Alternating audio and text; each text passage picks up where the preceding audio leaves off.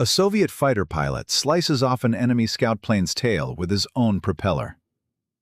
September 14, 1942. The sky over Stalingrad.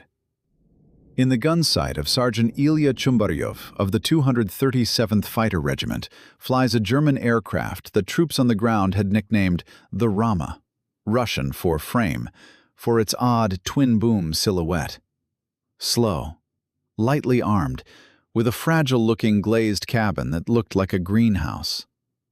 On paper, this was the perfect, easy target. Chumbaryov comes around at it again and again until his ammunition runs out. The Rama is still flying. And then he does the only thing left to do. He cuts off its tail with his own propeller. He will survive. The Rama's crew will be taken prisoner, and a question will hang in the air along with the wreckage. Why did the best fighter pilot on the front have to ram the slowest, most defenseless-looking aircraft in the sky? The German side was certain this ugly scout was a throwaway trifle nobody would remember. The Soviet side was certain a target this easy would fall without effort. Both were wrong, and the price of that mistake was not written in staff reports. It was written in the sky over the Eastern Front every single day. By the end of this video, you will know exactly why an aircraft that looked like a flying greenhouse turned out to be one of the hardest to kill in the entire war.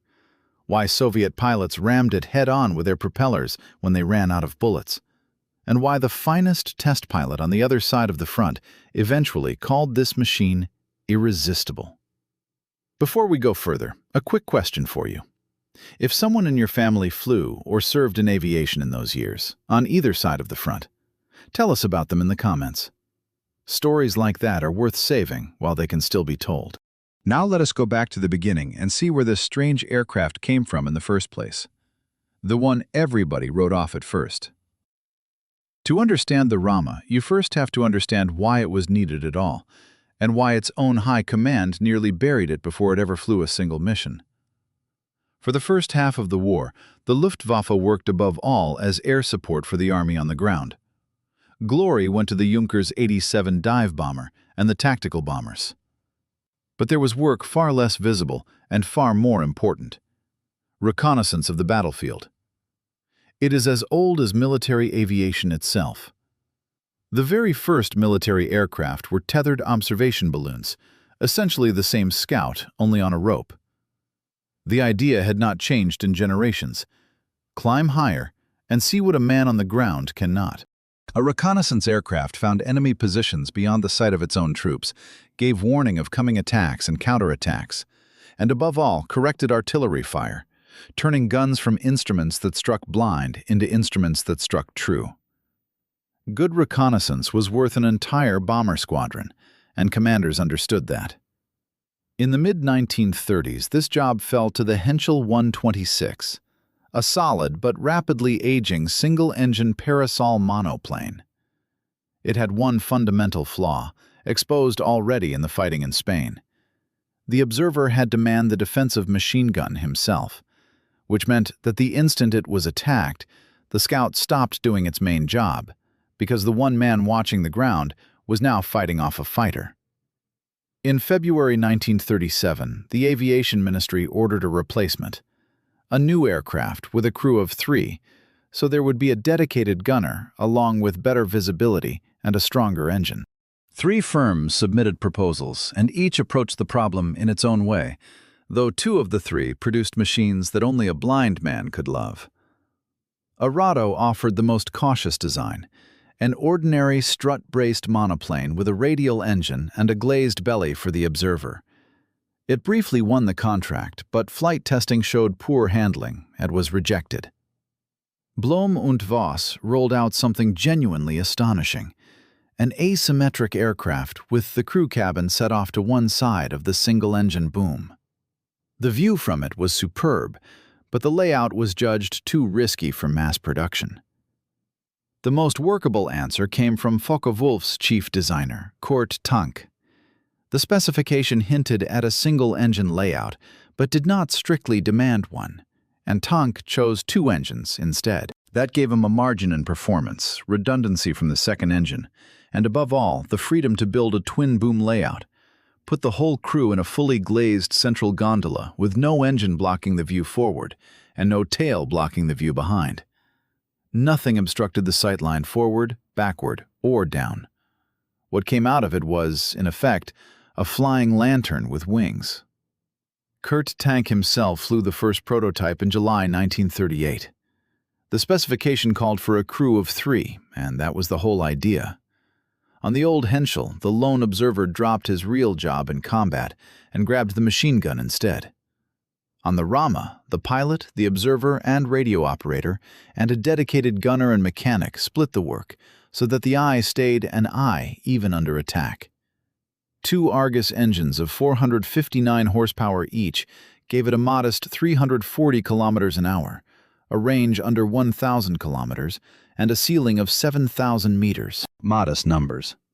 But nobody expected speed from a Scout. What they expected was visibility, stability, and a machine that came home with its film exposed. Officially, the aircraft was named Uhu, German for owl. A nocturnal bird with huge eyes and a head that turns almost any angle, and the name was clearly chosen with an all-seeing watcher in mind. But another, far more fitting nickname stuck. Das fliegende Auge, the flying eye. And on the other side of the front, among Soviet troops, the machine picked up a third name, the simplest and the most famous of all, the Rama. They called it that for its distinctive twin-boom silhouette, where the fuselage gondola and the 2 tail booms formed the outline of a window frame. Rama in Russian. Under that name it was known in every trench, and that is the name that outlived the owl, the flying eye, and the war itself. The first production Ramas began reaching units even before the attack on the Soviet Union, and they got a limited trial over the Western Front and other theaters. But its true finest hour, and its ultimate undoing, would be the East, a vast theater of endless space, where visibility and endurance mattered above all, and where long flights over a featureless plain forgave only a genuinely reliable machine. Work on the aircraft moved remarkably fast. From the signing of the prototype contract to a finished, assembled aircraft took only 15 months. Notably, Kurt Tank himself sat at the controls of the first prototype, a designer with a habit of flight testing his own creations personally, to the considerable unease of colleagues racing to arm a rapidly expanding Luftwaffe. The aircraft performed more than well. Several more followed, one with full armament, another for refining the engines and propellers, a third built as a trainer. By the middle of 1939, Focke-Wulf and its factories were ready to hand the Army a new generation of tactical scouts. All that remained was to put them into full production. That is exactly where the real trouble began, and it came last of all from the drawing board, and first of all from the High Command. Historians studying the type have called the decision that followed one of the Luftwaffe's genuine blunders. The prototypes flew beautifully, but full production dragged. High Command decided to keep the old Henschel in service longer and treat the Focke-Wulf only as a supplement to it, not a full replacement. Various reasons are given. Distrust of a layout that novel, the Henschel's excellent short-field performance on rough ground, and the simple logic of money already spent. The Henschel was relatively new and had been built in large numbers. Replacing it so soon looked like waste. In essence, this was a contest between innovation and inertia, and on paper, inertia held every card: savings, habit, production already running smoothly. Every single argument for waiting on the Rama sounded reasonable. The trouble is that the sum of all those reasonable arguments added up to a decision that would soon backfire badly. The logic sounded sound, and that is exactly why it turned into a trap. When Operation Barbarossa began in June 1941, the main reconnaissance aircraft for the German army was still the old Henschel, and the Rama was barely reaching frontline units at all. Here is the arithmetic of that miscalculation. In the first months on the Eastern Front, the Germans lost more than 80 Henschels, over 1/10 of every one ever built, and there was nothing left to replace them with because production had already been shut down earlier that year. By the autumn of 1941, at least 12 reconnaissance squadrons had to be disbanded simply for lack of aircraft, a third of all the close-range scouts Germany had started the invasion with. And behind those figures stands a very concrete picture. The advancing panzer spearheads of the Wehrmacht increasingly pushed forward, not knowing what waited beyond the next ridge, because there was no one left to send to look. An army used to seeing the battlefield from above went blind at the exact moment it most needed to see. Here is the first paradox of this story. An aircraft that was ready and that outmatched the old one in survivability, the Germans themselves held back in storage while their reconnaissance capability was ground down to nothing. By the winter of 1941, Wehrmacht reconnaissance operations had fallen into complete chaos. Observers left without aircraft were rushed through retraining as pilots of reconnaissance Messerschmitts, and between the haste and the foul autumn weather, losses only grew.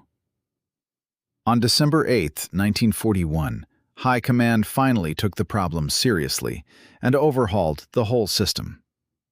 Instead of independent reconnaissance squadrons answering to the Luftwaffe, they created reconnaissance groups attached directly to army formations and answering to their commanders. And it was into these reorganized units, bled white by winter, that the Rama finally began arriving in real numbers. By the spring of 1942, German counterattacks and the spring thaw eased the pressure a little, buying the exhausted reconnaissance units time to replace both men and machines. Only now, late for the war, did the Rama finally reach the front in real quantity. Very soon, this latecomer of a machine would earn a reputation exactly opposite to what its ungainly looks suggested. When the Rama reached frontline units in the spring of 1942, it very quickly earned a reputation that ran opposite to its appearance. Pilots praised it for a rare combination of high stability and good responsiveness to the controls, qualities that usually do not sit well in the same aircraft. Ground crews loved it for simple maintenance and reliable engines. If one engine failed or was hit, the aircraft simply kept flying on the other, which, more than once, over the vast open spaces of the Eastern Front, saved crews who would otherwise have had to put down in open country behind enemy lines. But what truly astonished people was something else. Despite its delicate, almost toy-like looks, the airframe proved to be phenomenally tough.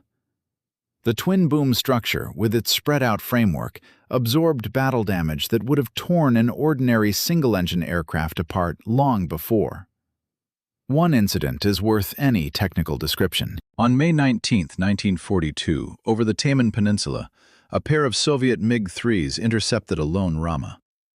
They poured so much fire into it that the left engine was wrecked, and the boom carrying it was damaged so badly that the engine simply tore off and fell away. The cabin was riddled. Both defensive machine guns went silent. The Soviet pilots broke off, certain the job was done, and there was nothing left to finish. But the Rama did not fall. It limped home on one engine, with its engine nacelle torn away, made a rough landing, and after long repairs returned to service. Hold on to that image. An aircraft flying home having lost an entire engine, along with a chunk of its own structure. We will come back to what that survivability cost the men who tried to shoot it down. But that same glazed gondola had a grim flip side, worth stating plainly. What gave the crew their unmatched visibility also left them almost defenseless. Three men sat essentially inside a glass bubble, shoulder to shoulder, separated from enemy bullets by thin plexiglass and light sheet metal. The tough airframe forgave hits to the booms and the tail, but a direct burst into the cabin meant exactly the same thing for the men inside it that it would have meant in any other aircraft. And the fate of those three men was shared completely. The pilot, the observer, and the gunner split not only the work, but one cramped, transparent compartment. And when a fighter came in head-on, all three watched the same tracers close in through the same sheet of glass. The aircraft's survivability was real. but the men who paid for it were guaranteed none of it personally. Now let's look at why this machine infuriated the enemy so much, and why they wanted so desperately to destroy it. By the summer of 42, Ramas were appearing over the Eastern Front more and more often, and Soviet troops very quickly understood what that twin-boom silhouette in the sky meant. At Stalingrad, they were described as literally hanging over the front line. Over Kursk, a Rama would appear 5 or 6 times a day, a couple of hours apart. And almost always the same thing followed its visit. A dive bomber strike or an artillery barrage on exactly the positions it had just surveyed from above.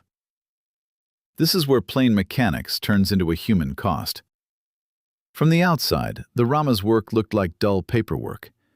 The crew plotted positions on a map, noted troop movements, called in artillery corrections. But this dull work was exactly what all German tactics rested on. The observer in the glazed gondola saw what no commander in a trench could see, and turned what he saw into coordinates that shells and bombs then landed on. And that eye was not simply a pair of human eyes behind glass. The gondola carried cameras for mapping photography, and the real prize of a sortie was the developed film, not whatever the observer happened to remember. After landing, that film went to photo interpreters, and it was they, poring over the prints with a magnifying glass, who picked out what a man in flight would have missed. A fresh wheel track in the dirt betraying a column on the move. A shadow cast by a poorly hidden gun. A patch of trampled earth marking a new supply dump. One Rama sortie turned into a stack of photographs, and a stack of photographs turned into an order for an artillery strike. The slowness everyone mocked worked in its favor here. A slow aircraft on a stable platform gave a sharp, unblurred photograph exactly where a fast one would have produced a smear. For a soldier in a trench, the Rama was not an abstract reconnaissance aircraft. It was a harbinger of death. That twin-boom silhouette appearing in the sky, calmly circling at a safe altitude, meant that guns were already being wheeled into position somewhere, and that in a few minutes, something would land on you. Soviet memoirists remembered it exactly that way. A hated omen, whose appearance meant an artillery barrage or an airstrike was coming soon. One plane aircraft with a crew of 3 decided the fate of entire stretches of the front by calling down fire on them.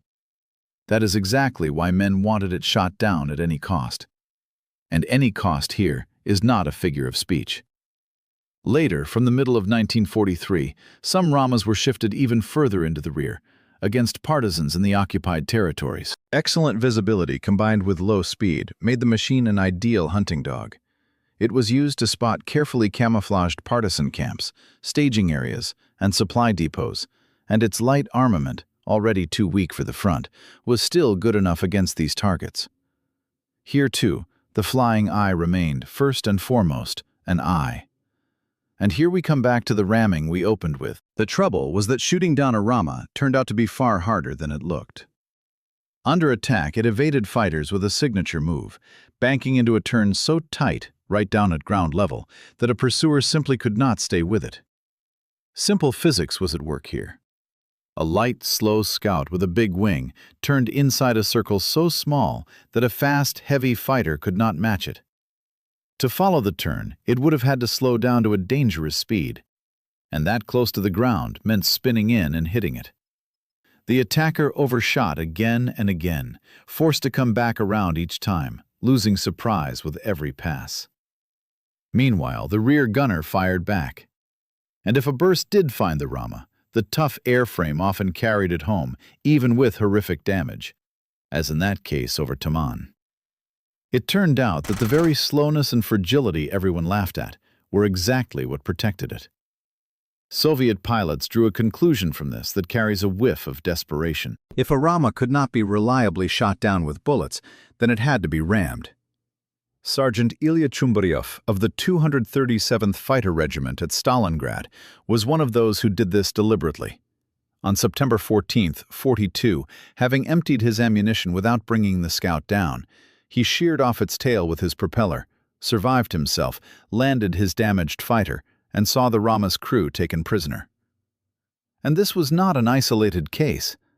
Ramming as a way of dealing with enemy aerial reconnaissance, Taman in Russian, happened again and again over the Eastern Front, and the Rama was one of its most frequent targets.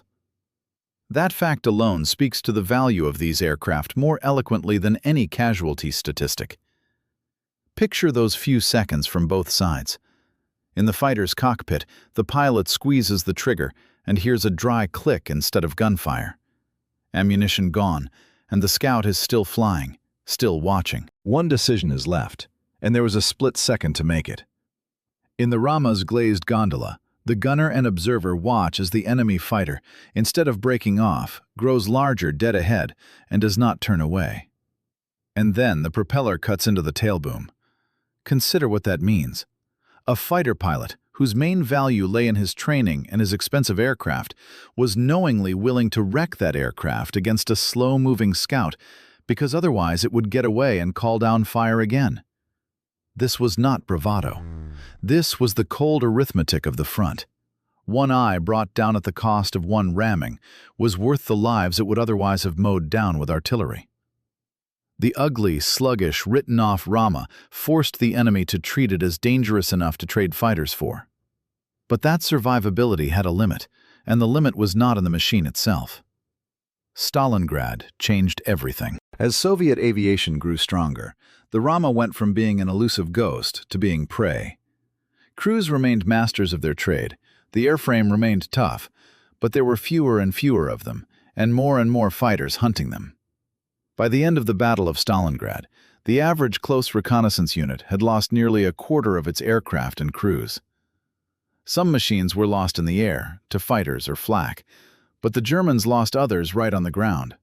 Soviet counterattacks rolled over forward airfields so fast that aircraft had no time to take off or be evacuated, and they were abandoned or destroyed on their parking strips. By February 1943, the fighting at Stalingrad had cost the Luftwaffe about 150 close-range scouts, most of them Ramas. And here an uncomfortable truth came to light. The Rama was more survivable than the old Henschel, but it could only work effectively while the Luftwaffe held at least some measure of air superiority. The moment that superiority vanished, even a very good scout became worryingly vulnerable.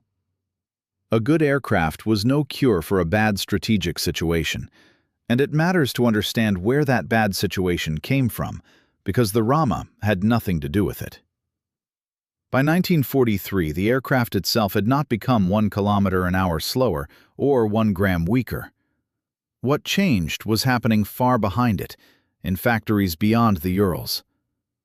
While German command had once hesitated and saved money rather than commit fully to one reconnaissance type, Soviet industry, relocated east, was running at full capacity and turning out fighters by the thousand.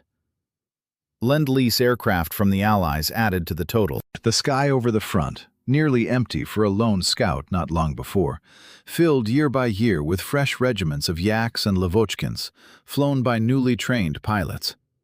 No single Rama could do anything against that arithmetic. What killed it was simple, relentless numbers, not some brilliant new fighter. The flying eye remained just as sharp-sighted, but the sky it had to open itself up in had turned deadly crowded.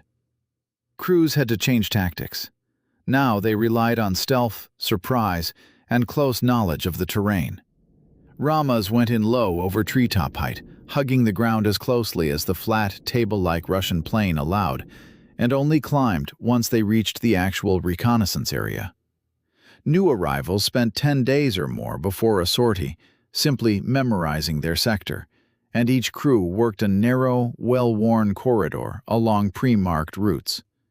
This cut the risk of getting lost and let them push much harder along their own familiar path. A more elaborate trick appeared as well. A report from the North Caucasus Front in March 1943 noted that Ramas sometimes deliberately lured Soviet patrol fighters into a position where superior numbers of Messerschmitts came down on them from above. The scout that was supposed to be the victim was working as bait in someone else's ambush. But all of this amounted to half measures. Flying low puts you closer to enemy flak, leaves you almost no room for error, and there were more and more fighters over the front all the time.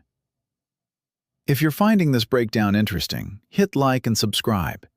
Coming up in this video, how a reconnaissance crew shot down the very fighters it was supposed to fear, what Soviet engineers said about the Rama after taking one apart bolt by bolt, and where the last surviving example ended up. Sometimes the Rama did not just escape death.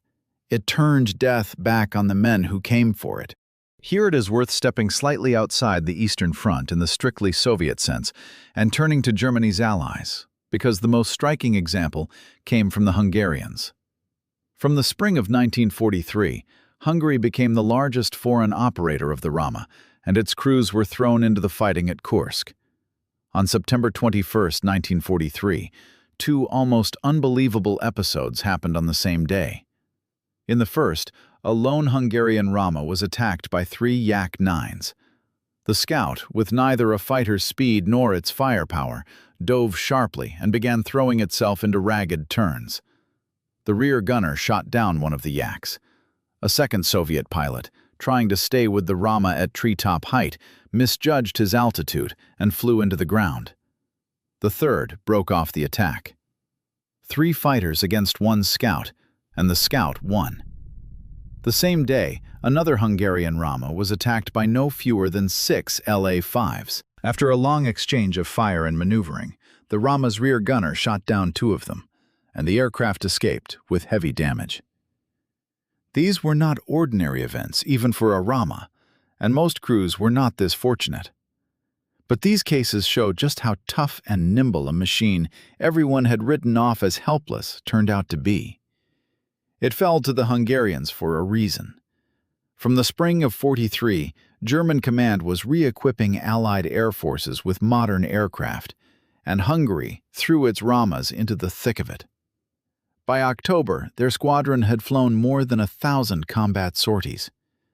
But constant fighting and no replacements took their toll, and by March 1944, the single surviving aircraft was recalled home, and the unit disbanded. The same aircraft went to Slovakia, Romania, and Bulgaria, and during the Slovak national uprising of 1944, a surreal scene played out. Slovak Ramas fought German Ramas in the same sky. Kursk turned out to be a real turning point for the Rama. Scouts worked without pause tracking Soviet positions, and even after the German offensive stalled, they kept spotting and warning of the Soviet counterattacks, massing for the response. Those warnings did less and less good. The exhausted German army no longer had the reserves to plug the coming wave, and the sky over the Scouts grew more hostile by the day. The arrival of the new LA-5 fighter brought the Rama's crews an unexpected hazard of its own. With its radial engine, it resembled the Rama from a distance, and German gunners sometimes hesitated to open fire on what they took for one of their own, realizing the mistake only once it started shooting first. By the summer of '44, the Rama was hardly flying daytime reconnaissance anymore, even with heavy escort. It was shifted to night work. Some aircraft were converted into night interceptors, fitted with flame dampers on the exhaust stubs to avoid giving themselves away in the dark, an onboard Liechtenstein radar, and fixed cannon firing upward and forward. Their main prey became the slow Soviet PO-2s, light biplanes that dropped small bombs on German positions night after night for one purpose alone: to keep the German army from sleeping. And so the Flying Eye, built to watch the ground in daylight, lived out its final years groping through the dark after plywood bombers. The daylight sky it had been built for had become deadly to it. By this point, one more factor was working against the Rama: quiet and decisive. After Stalingrad, dozens of Ramas fell into Soviet hands, shot down, abandoned on airfields, captured during German retreats. And they were taken apart, literally bolt by bolt. Soviet test pilots, to their credit, rated the aircraft almost as highly as the Germans did. Excellent visibility, easy maintenance, fine handling in bad weather. But they also coldly pointed out its weaknesses: thin armor and light defensive armament, which left it vulnerable not just to fighters, but to IL-2 ground attack aircraft and flak as well. The Soviet conclusion was precise and merciless. A good aircraft, but one that survived only under air superiority. And by 1943, the Luftwaffe could no longer guarantee that superiority. From that point on, the Rama was known inside out, and every weak seam in it was known to the men flying to intercept it. The good aircraft stayed exactly the same. The sky around it changed. And that change created a bitter absurdity that lays bare the whole trouble with the late-war Luftwaffe. For one slow scout to do its job and get home, it now needed a fighter escort, and fighters were catastrophically short everywhere on the Eastern Front all at once. The cheapest, most unassuming aircraft in the sky ended up tying down the most expensive and scarcest one. A pair, sometimes a whole flight, of badly needed Messerschmitts, instead of fighting for air superiority, spent their time babysitting one lone Rama, without which the army, all the same, could not manage either. The very flying eye that had once hung alone over the front line, and once evaded pursuit alone, became, by the end of the war, a burden that needed guarding. That is how the whole system quietly sank, not just one aircraft. Before turning to the fate of the aircraft itself, it is worth pausing for a moment on the people who flew it, because they are remembered least of all. By the nature of the work, a scout almost always went to its target alone. There was no tight formation to vanish inside, no dozens of guns on neighboring aircraft covering the sky around it. There was one Rama, 3 men in a glass gondola, and a mission that had to be flown over the very stretch of front where they were most expected. When such an aircraft failed to return, it usually simply failed to return, with no witnesses, no clear picture of what happened. Somewhere beyond the front line, over enemy trenches, another sortie simply ended, and back at the airfield, an empty parking spot and 3 empty bunks were all that was left. That is exactly why the losses of reconnaissance units are so hard to reduce to a bare number. Behind every disbanded squadron, behind every quarter of a unit wiped out at Stalingrad, stood real crews whose names, for the most part, never made it into any famous record. They were not aces with long lists of kills. They were the Army's eyes, and their job was simply to watch and to come back. A great many of them did not. Now for how it all ended, both for the aircraft itself and for the people whose lives became tangled up with it. In total, around 860 Ramas were built during the war. By the war's end, almost all of them had been lost or worn out. The last Rama shot down was recorded on May 8, 1945, on the very last day of the war in Europe. After the war, one of these aircraft ended up in the hands of a man worth remembering. This was Captain Eric Melrose Brown, known as Winkle, commander of a British unit that collected captured enemy aircraft. Over his lifetime, he flew roughly 490 different types of aircraft, more than anyone else ever has, which makes praise from him for any single machine worth that much more. He never formally tested the Rama, but used it as his own personal transport, hopping between airfields while his unit scoured the German countryside for anything interesting worth capturing. He also got to fly the very same asymmetric Blom und Voss that had once competed against the Rama for that old contract. And of the 2 strange birds, he came away preferring the Focke-Wulf without hesitation. Brown, who had seen hundreds of aircraft from every warring nation, described the Rama with the word irresistible. That is, how friendly it was to fly. What struck him most was its behavior on a single engine, which he called outstanding. That same aircraft was later destroyed by a savage winter storm, and Brown sadly called it the sad end of a charming friend. Consider who said that. Not a Focke-Wulf sales brochure, not a nostalgic Luftwaffe veteran. It was a British officer whose entire job was to coldly, critically assess enemy equipment and log its faults in a report. The finest test pilot on the other side of the front fell for an aircraft that Soviet pilots rammed out of sheer desperation, and that German command once hesitated to put into full production. That, in one sentence, is the whole Rama. And there is one last detail that closes this story better than any conclusion could. Of the nearly 900 Ramas ever built, exactly 1 survives today.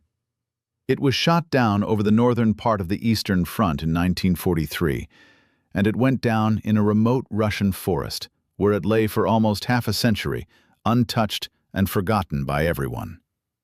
In 1991, 48 years later, the wreck was found, remarkably intact, shipped out to Britain, and a long, painstaking restoration began. The same twin-boom silhouette that regiments of fighters once hunted is now being pieced back together by the hands of restorers so that it can fly again, this time in a peaceful sky. Consider that symmetry. The aircraft that was hunted at any cost on the front, pursued more relentlessly than any fighter, rammed out of pure necessity, turned out to be the sole survivor of them all. It survived in the end, in the silence of a forest, the very place its last fight had driven it down into. German command considered this scout an expendable trifle, and nearly buried it in storage before it ever fought. Soviet pilots considered it easy prey, and paid for that mistake with rammings. Both sides looked at a plain, slow-moving aircraft, and both underestimated what a single flying eye over a battlefield was actually worth. Remember all of them. Ilya Chumbaryov, who sheared off a Rama's tail with his propeller because he had run out of ammunition. The crew over Taman, who limped home with no engine. The Hungarian gunners who shot down fighters from the back of a scout plane. The crews whose treetop-height flights ended in foreign soil. And the Rama itself, hunted harder than anything else in the sky, the one machine that outlived them all, left behind to remind us of something simple. In war, what a machine is worth is decided by what it sees, not by how it looks. If this story was worth your time, subscribe. There are still plenty of names and machines ahead that deserve better than simply being forgotten.